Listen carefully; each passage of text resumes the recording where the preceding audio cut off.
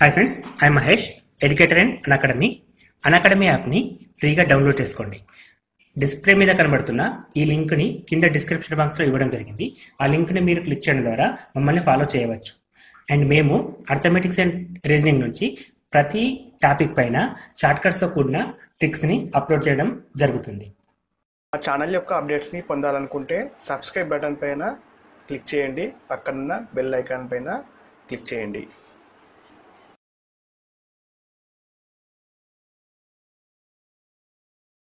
7 సెంటీమీటర్ల వ్యాసార్థం కలిగిన 4 వృత్తాకార చెక్క బోర్డులను ఒకదానికొకటి స్పృశించే విధంగా అమర్చితే ఏర్పడు ఖాళీ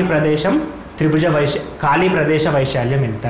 సో వృత్తాకార చెక్క బోర్డులు. సో 7 సెంటీమీటర్లు గల వృత్తాకార చెక్క బోర్డు, ఇదొక చెక్క బోర్డు, ఇదొక వృత్తాకార చెక్క బోర్డు, ఇదొక వృత్తాకార చెక్క బోర్డు, ఇదొక వృత్తాకార చెక్క బోర్డు. 4 వృత్తాకార చెక్క బోర్డులను ఒకదానికొకటి స్పృశించే విధంగా అమర్చాం. సో ఇలా అమర్చినప్పుడు వాటి మధ్య ఏర్పడే ఖాళీ ప్రదేశం అంటే ఈ ప్లేస్ అండి. ఈ ప్లేస్ వైశాల్యం అడుగుతున్నాడు. సో ఈ ప్లేస్ వైశాల్యానికి స్పెషల్గా ఫార్ములాలు అంటూ ఏమి ఉండవు. కొంచెం డయాగ్రామ్ మనం కరెక్ట్గా వేసుకుంటే అర్థమైపోతుంది. సో ఒక్కసారి గమనిస్తే ఇది వ్యాసార్థం, ఇది కూడా వ్యాసార్థం, అదేవిధంగా ఇది వ్యాసార్థం, ఇది వ్యాసార్థం, ఇట్లా వ్యాసార్థం వచ్చింది, ఇట్లా వ్యాసార్థం వచ్చింది. ఈ 4 వ్యాసార్థాలు కలిపితే మనకు ఒక చతుర్భుజం ఏర్పడుతుంది. సో ఫస్ట్ ఆ చతుర్భుజ వైశాల్యం కనుక్కుందాం. సో చతుర్భుజ వైశాల్యం కావాలి అంటే మనకి భుజము తెలవాలి. ఈ భుజం ఎంత ఉన్నట్టు? ఇది 7 సెంటీమీటర్లు, ఇది 7 సెంటీమీటర్లు, అంటే మనకి ఒక భుజము ఈక్వల్ టు 14 సెంటీమీటర్లు వచ్చింది. సో మనకి వైశాల్యం ఫార్ములా ఏంది? ఏ స్క్వేర్ కాబట్టి 14 × 14, 14 స్క్వేర్ ఈక్వల్ టు 196 వస్తుంది. సో ఇప్పుడు మనం ఏం ఫైండ్ అవుట్ చేసినాం? చతుర్భుజం యొక్క వైశాల్యం కనుక్కున్నాం. చతుర్భుజంలో వైశాల్యంలో మనకు అవసరం లేని పార్ట్ తీసేయాలి. అంటే ఇగో ఈ పార్ట్, ఇక్కడ ఈ పార్ట్ మనకు అవసరం లేనివి, ఇవి తీసేస్తే మనకి రిమైనింగ్ పార్ట్ ఆన్సర్ వస్తుంది. సో ఈ పార్ట్ ఏంటి మరి? ఇక్కడ కూడా ఎట్లా ఉందంటే ఒక షేప్ ఫామ్ అవుతుంది ఇట్లా.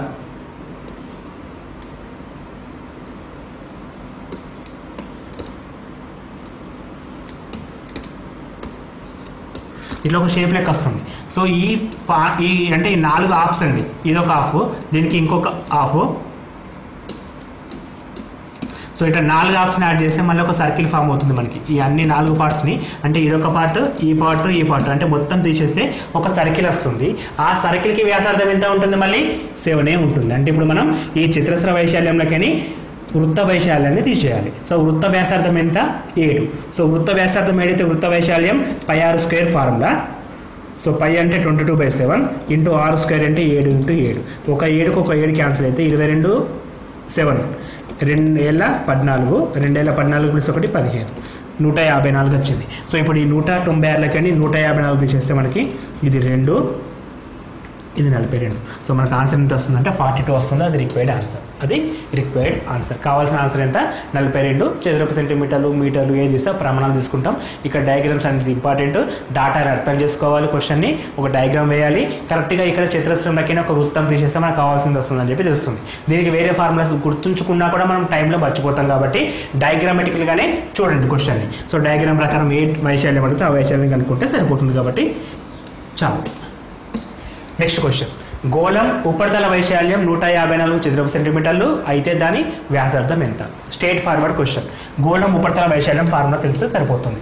గోళం ఉపరితల వైశాల్యం ఎంత? 4πr². ఉపరితల వైశాల్యం. ఓకే, గోళానికి ఉపరితల వైశాల్యం, ప్రక్కతల వైశాల్యం రెండు కూడా 4πr² ఉంటుంది. 4πr² = 154 ఇచ్చాడు. అయితే వ్యాసార్థం ఎంత అని అడుగుతున్నాడు, అంతే కదా? అంటే ఆర్ వాల్యూ ఎంత అని అడుగుతున్నాడు. సో 4 × π అంటే 22/7 ఇంటూ r² = 154 అని ఇచ్చినట్టు. 22 అంటే 11 రెంట్ల 11 ఎక్కం 11, 11 4, 2 ఎక్కం 2 ఏళ్ళ. సో మనకి ఏమొస్తుందంటే r² = 7 × 7/4 అంటే 2 × 2 రాసుకుంటే మనకు ఒక r = 7/2 వస్తుంది. ఒక r 7/2 అంటే 3.5 సెంటీమీటర్స్ మనకు కావాల్సిన ఆన్సర్. సో 3.5 అంటే ఆప్షన్ నెంబర్ 2లో ఉంది కాబట్టి option number 2 is correct. Next question. ఒక అర్ధ గోళాకారపు గిన్నె యొక్క వ్యాసార్థం 3.5 సెంటీమీటర్స్. దానిలో నింపగలిగే నీటి ఘనపరిమాణం ఎంత? సో నీటి ఘనపరిమాణం అడిగాడు. సో ఘనపరిమాణం అనేది ఎప్పుడైనా సరే నింపగలిగే ఘనపరిమాణం అని ఇచ్చాడు. ఇక్కడ ఇవ్వకపోయినా మనం సామర్థ్యం అని ఇచ్చినా కూడా ఘనపరిమాణమే కనుక్కోవాలి. అంటే ఒక పాత్ర స్తూపాకారంలో ఉన్న, శంకువాకారంలో ఉన్న, గోళాకారంలో ఉన్న దాని కెపాసిటీ, దాని సామర్థ్యం ఏ విధంగా తెలుస్తుందంటే దాని ఘనపరిమాణం పైన ఆధారపడుతుంది. సో ఇక్కడ కూడా డైరెక్ట్గా క్వశ్చన్ అడిగాడు, ఒకవేళ సామర్థ్యం ఎంత అంటే దాని ఘనపరిమాణమే కనుక్కోవాలి మనం. సో ఇప్పుడు మనం అర్ధగోళాకారపు సామర్థ్యం ఘనపరిమాణం కనుక్కోవాలి. సో అర్ధగోళం అంటే ఈ విధంగా ఉంటుంది. సో అర్ధగోళానికి ఘనపరిమాణం ఫార్ములా ఏంటి? 2/3 πr³. సో మనకి ఫార్ములాస్ రావాలి. దీనికోసం మనం మెన్సురేషన్, క్షేత్రగణితం అనే టాపిక్లో ఫార్ములాస్ ఏ విధంగా గుర్తుంచుకోవచ్చు, అసలు ఫార్ములాస్ ఏ విధంగా వచ్చాయి, అసలు ఘనపరిమాణం అంటే ఏంది, ఉపరితల వైశాల్యం అంటే ఏంది, వైశాల్యం అంటే ఏంది, అవన్నిటిపైన కూడా డిస్కస్ చేశాం. కాబట్టి ఒకసారి వీడియోని వాట్సాప్ చేయండి, అది మీరు క్లారిటీగా అర్థం చేసుకోగలుగుతారు. ఇక్కడ r అంటే 3.5 ఇచ్చాడు కాబట్టి 2/3 πr³.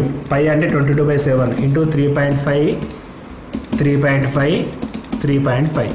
సో ఒక్కసారి పాయింట్ పోతే కింద 10 ఉంటుంది, ఇంకో పాయింట్ పోతే ఇంకో 10 ఉంటుంది, ఇంకో పాయింట్ పోతే ఇంకో 10. So again 7 ఎక్కం 7 5ల 10, 5 ఎక్కం 5 2ల 2 cancel. మళ్ళీ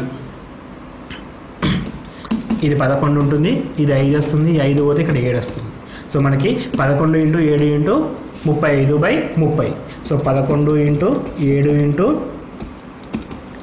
7 × 35/30 చేస్తే కావాల్సిన ఆన్సర్ వస్తుంది. సో 30/35 ఇక్కడ కూడా వస్తుంది కాబట్టి 5 ఇక్కడ క్యాన్సిల్ చేద్దాం. 3 5 6 30, 5 7 35. సో 7 7 49/6. 49 × 11 చేయాలంటే 9 అలాగే ఉంటుంది. 4 + 3 13, 1 139. సారీ 49/11 అంటే 49 49 9 13 59. ఓకే 559/6. 6 ఎక్కం 6 8ల 48, 5 మిగులుతుంది 59, 6 9ల 54, 5 మిగులుతుంది 50, 6 8ల 59. సో 89.8 ఘనపు సెంటీమీటర్లుగా తీసుకుంటాం. సో ఆప్షన్ అనేది 4th కరెక్ట్. ఇటువంటి క్వశ్చన్స్కి టైం తీసుకుంటాం, చిన్న క్వశ్చన్స్కి టైం సేవ్ అవుతుంది. అట్లా మనం టైం మిగిలిన క్వశ్చన్స్ దగ్గర టైంని సేవ్ చేసుకుంటూ అన్ని ప్రాబ్లమ్ చేసుకుంటూ వెళ్ళాలి.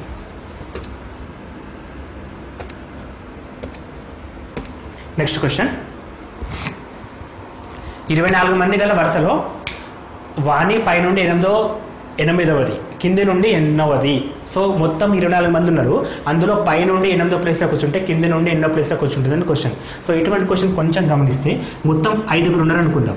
సో 1 2 3 4 5. సో కుడి నుంచి ఎడమ నుంచి పై నుంచి కింది నుంచి సేమ్ క్వశ్చన్స్ ఉంటాయి. సపోజ్ ఇక్కడ 3 అనే నెంబర్ కుడి నుంచి ఎన్నో ప్లేస్లో ఉంది? 1 2 3, 3వ ప్లేస్లో ఉంది. ఎడమ నుంచి ఎన్నో ప్లేస్లో ఉంది? 1 2 3, అప్పుడు కూడా 3వ ప్లేస్లోనే ఉంది. అంటే మనకు మొత్తం 6 నెంబర్లు ఉన్నాయా? కాదు కదా, ఉన్నాయి 5 నెంబర్లే. అంటే పై నుండి కింది నుండి, కుడి నుండి ఎడమ నుండి అని అడిగే క్వశ్చన్స్ని ఎప్పుడైనా సరే ఒకటి ఎక్కువ తీసుకోవాలి. ఇక్కడ మనకి 24 మందిని ఇచ్చాడు కదా, సో మనం 25 మందిని కలుపుతాం. ఎందుకంటే ఇక్కడ 3ని 2 సార్లు యాడ్ చేస్తున్నాం, 3ని 2 సార్లు యాడ్ చేస్తున్నాం. కుడి నుంచి కలుపుతున్నాం, ఎడమ నుంచి కలుపుతున్నాం. అదేవిధంగా పై నుంచి యాడ్ చేస్తున్నాం, కింది నుంచి యాడ్ చేస్తున్నాం. కాబట్టి 24 మంది కాదు 25 మంది తీసుకోండి. ఇప్పుడు 25 - 8 చేస్తే సరిపోతుంది. 25 - 8 అంటే మనకి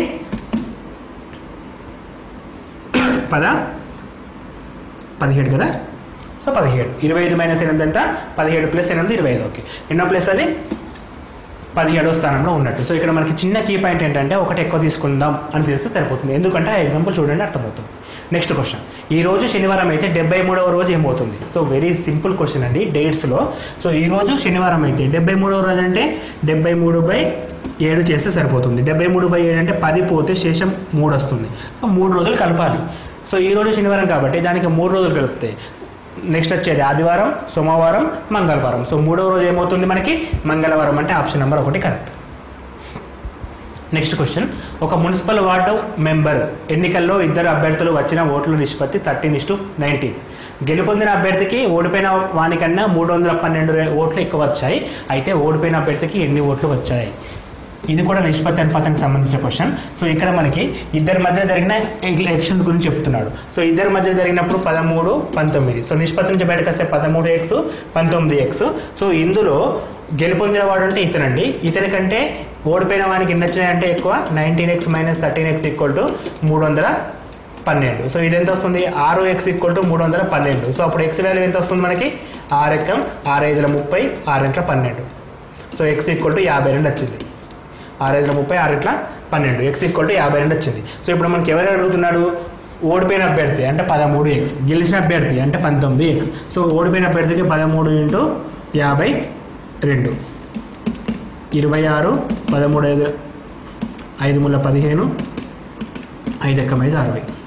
సో 6 7 6 676 అనేది ఆన్సర్. 676 ఆప్షన్ నెంబర్ 1లో ఉంది. 676 ఆప్షన్ నెంబర్ 1లో ఉంది.